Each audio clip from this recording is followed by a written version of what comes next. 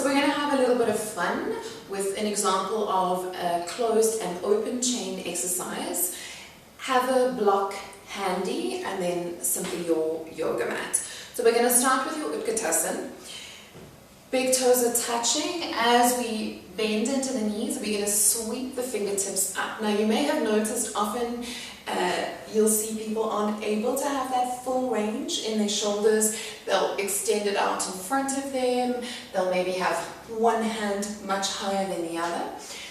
The first option to correct this is to extend the fingertips in line with the shoulders. So already suddenly I'm more aware, I'm a little bit softer, and there's less fatigue into the shoulder joints. Good. Gently release. The other option is to use the block. Okay, so as they sweep up, have them engage. So hands are pushing onto either side of the block. They're still able to squeeze into the upper thighs, and then just noticing that lengthening, that lifting, and that correct activation into the shoulders.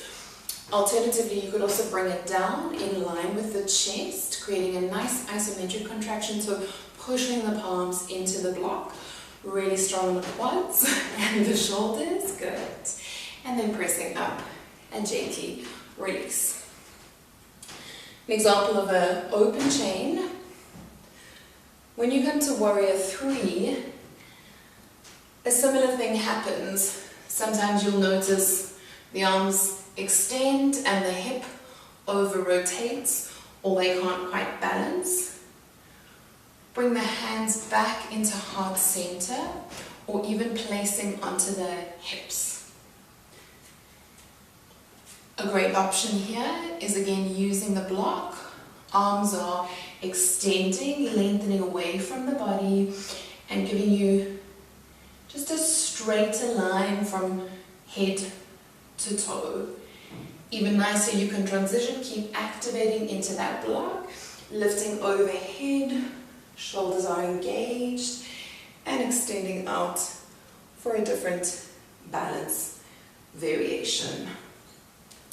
If you don't have blocks, teaching some of the poses up against the wall can also be a great addition.